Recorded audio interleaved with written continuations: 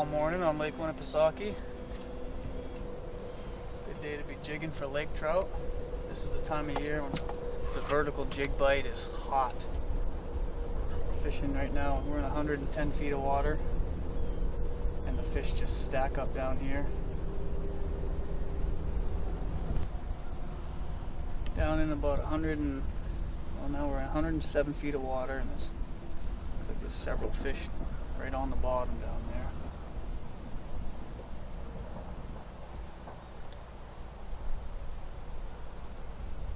Depending on how fast the drift is, I'm using pretty light. Hit it on the drop.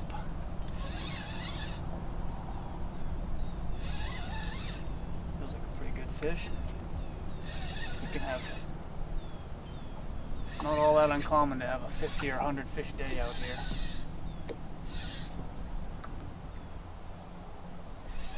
Key with bringing these fish in is to reel them in nice and slow, because they're coming from really far down, 105 feet of water. You want to give them time to expel some of the gases from their swim bladder. Otherwise they won't go back down. Oh, he just came off. I'll show you what I'm using. Well, I got my jig right here. It's half-ounce Elite Ice from Daddy Mac Lures, the blade jig. And it's similar to the blue and silver, or the black and silver are going to be similar to a smelt color. Get it right back down here again, see if I can't hook another one. What happens in the fall is these fish, before they head into spawn, will school up in these deep holes and feed. Just trying to build up as much reserves as they can before they go in to start spawning. They become really susceptible to the jig, the vertical jig, because they're hungry and they're aggressive, and there's so many of them. There's a lot of competition down there. So they're a little easier to get them to bite. And they'll be concentrated, so they're a lot easier to find them. You look for the 90-foot holes, 150-foot holes, pretty deep water.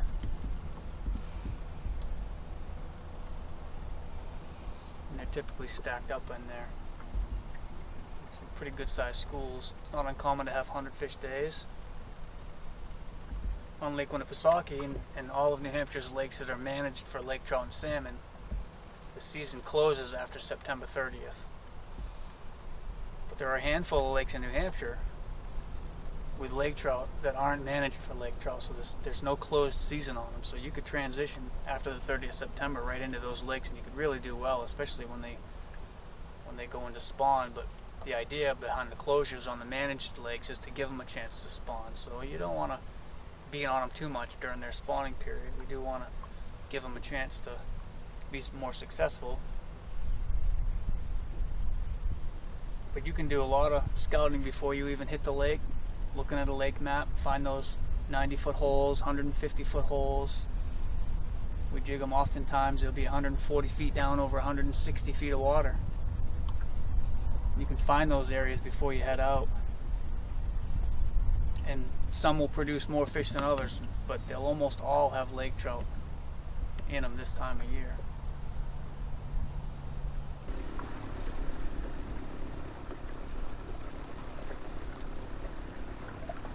There's one.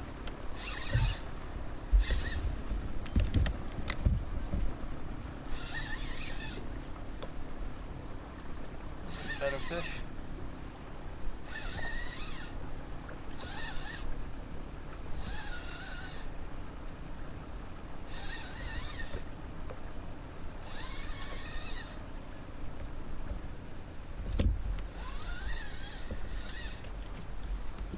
Net behind you there.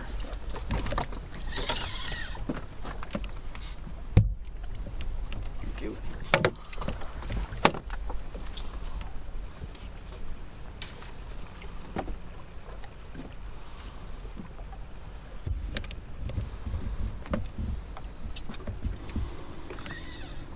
So when we were in a lot of fish couldn't get him to bite, so I started varying my retrieve.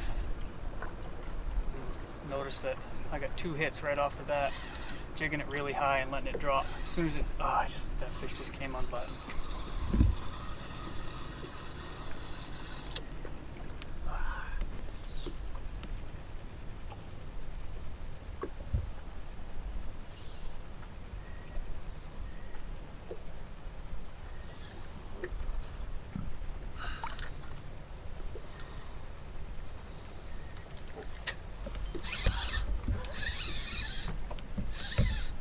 I wasn't at the bottom yet, my line wasn't going down anymore. I looked over, I see a fish coming up on the screen right to my jig.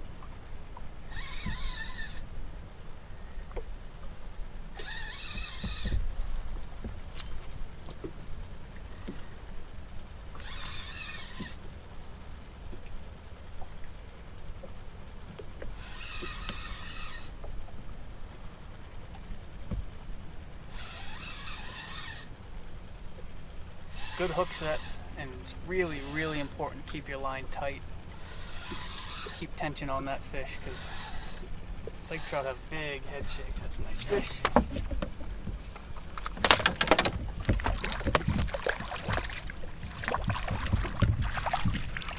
Nice one.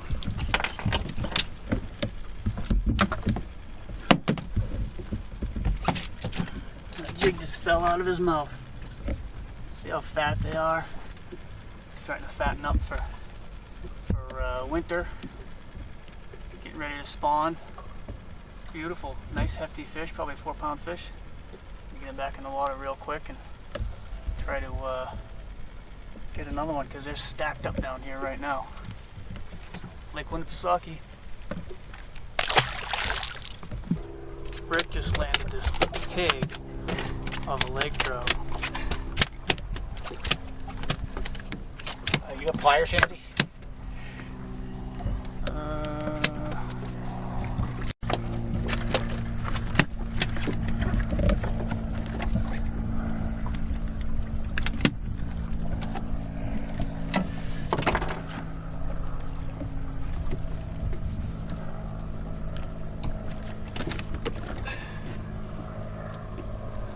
Nice fish, Rick. Now we're talking. We're gonna get the photo. Are you gonna let that fish go? Yes. All right. Yeah, this is a Lake Winnie. That's a Lake Winnie winner.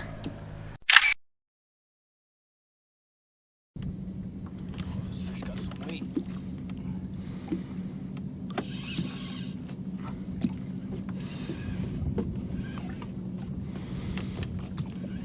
Nearly broke one of my fingers trying to hang on to the rod.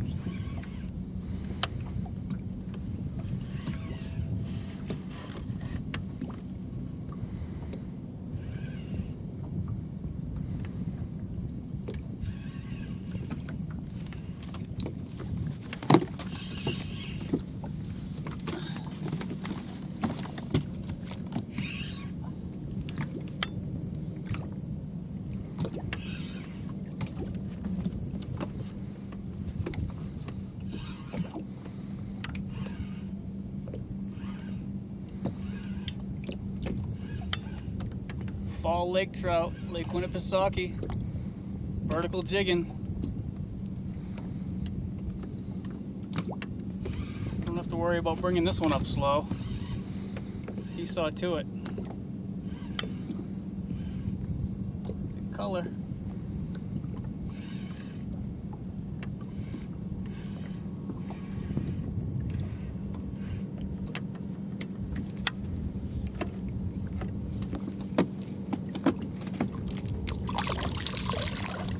As big as I thought he was. Just strong. Look at that jig fall out of his mouth. Thought he was a lot bigger than that.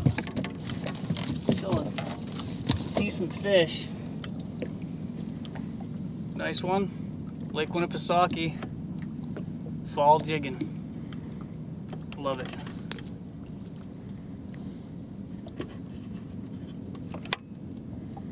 Beauty. So we're using blade jigs, blade spoons, not really spoons, they're actually were designed for Albies and Bonito. The Daddy Mac 1.4 Elite, and we were also using the half-ounce Elite, which is this one here, and the blue seemed to be the ticket today. So what happens when you have a heavier wind is it makes your drift faster, so your lure has a tendency to scope out, and it's really important to stay as vertical as you possibly can to get the best action out of that jig and the best sensitivity when those fish hit, because they're going to come up from underneath and hit just like they would in the wintertime. So if your jig starts to scope out, you'll have to switch. Like we were having really good luck with the half-ounce Elite, and we had to switch to the 1.4s because we just couldn't keep the jig down on the bottom. It was scoping way out behind the boat.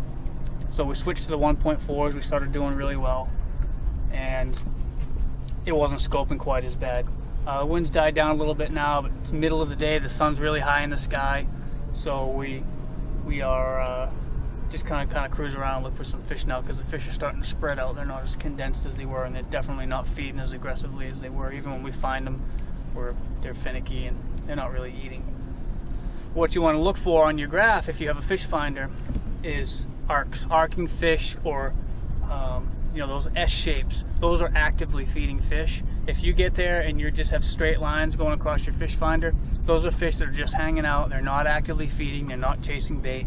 You can drop a jig down there and you might get them to bite, but 9 times out of 10 they're not gonna bite. You want to find those actively feeding, those arcing and swooshing fish. Those are the ones that you're looking for when you find these big schools of fish, because they're actively feeding. So as far as our cadence is going to be really important, but I guess the best thing I can tell you about what jigging cadence you should use is let the fish pick the winners.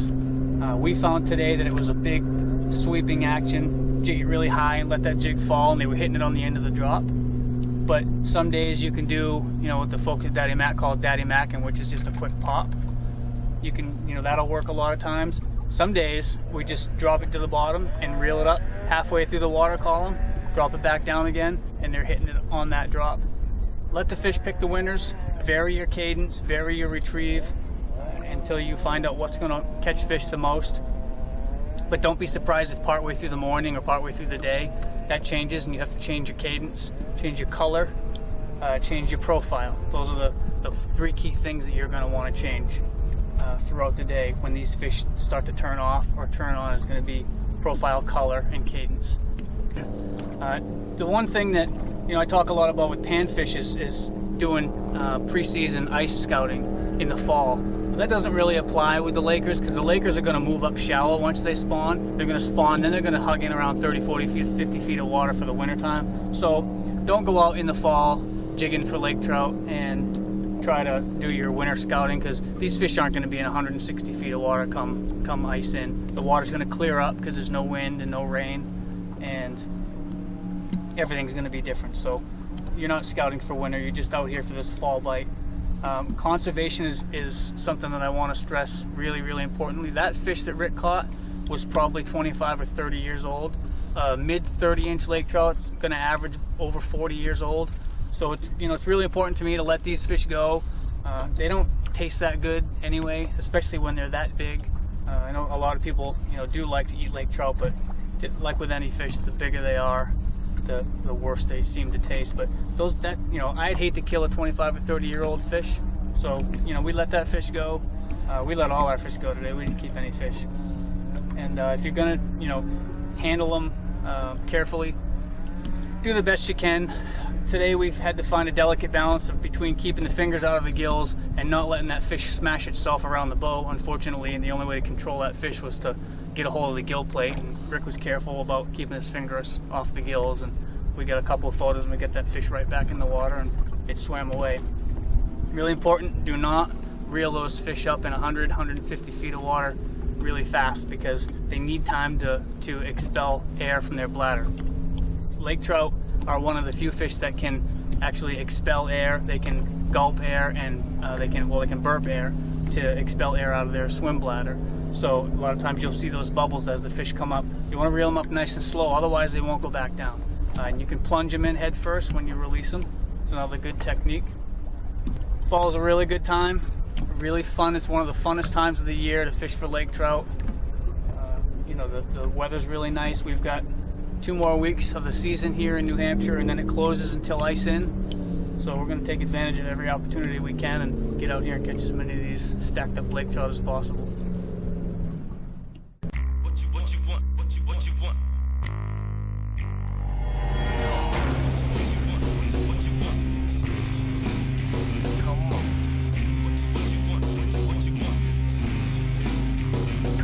Come on.